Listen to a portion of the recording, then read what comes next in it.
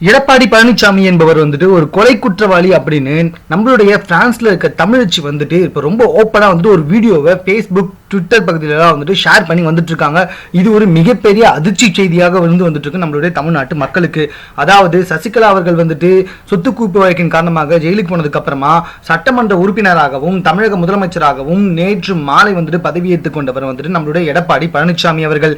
எடப்பாடி பழனிசாமி அவர்கள் வந்துட்டு பதவியேற்று அதாவது தமிழகத்தின் முதலமைச்சராக வந்துட்டு பதவி ஏற்றதுக்கு அப்புறமா வந்துட்டு தமிழகத்துல பல பேர் வந்துட்டு சமூக வலைதளத்துல தங்களுடைய எதிர்ப்பை காமித்துக் கொண்டு வந்துட்டு இருக்காங்க. இருந்தாலும் எடப்பாடி பழனிசாமிக்கு வந்துட்டு கிட்டத்தட்ட 122 எம்எல்ஏக்கள் ஆதரவு இருப்பது என்பது மிகவும் குறிப்பிட வேண்டிய விஷயம்.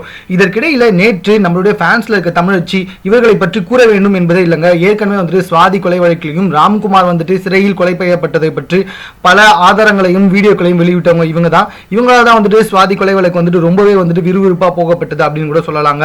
தற்போது இவங்க ஒரு வீடியோ வெளியிட்டு இருக்காங்க. அந்த வீடியோல இவங்களே பேசியிருக்காங்க. அவங்க என்ன பேசியிருக்காங்க அப்படின்னு சொல்லி கேட்டீங்கன்னா, கொஞ்ச நாளைக்கு முன்னாடி ஒரு இளைஞர் வந்துட்டு ஆவண கொலை செய்யப்பட்டிருக்காரு. அந்த ஆவண கொலை வந்துட்டு கிட்டத்தட்ட வந்துட்டு விபத்து போலவே வந்துட்டு காண்பிக்கப்பட்டது. இருந்தாலும் அக்கொலையில வந்துட்டு நம்மளுடைய முதலமைச்சராக தற்போது பதவியேற்றுக் கொண்டிருக்கும் எடப்பாடி பழனிசாமி அவர்கள் வந்துட்டு ஒரு முக்கியமான காரணமாக கருதப்படுபவர் அப்படின்னு சொல்லிட்டு ரொம்பவே வெளிப்படையா சொல்லியிருக்காங்க.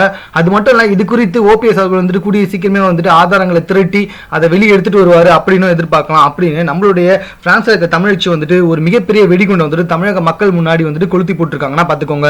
மேலும் இது போன்ற அரசியல் தொடர்பான செய்திகளை உடனுக்குடன் தெரிந்து கொள்வதற்கு எங்களோட சேனலை சப்ஸ்கிரைப் பண்ணுங்க. இந்த வீடியோ பிடிச்சிருந்தா லைக் பண்ணுங்க. உங்க கமெண்ட்ஸ் எதுவாக இருந்தாலும் ஓகே, எங்க கூட ஷேர் பண்ணிக்கோங்க. தேங்க்யூ.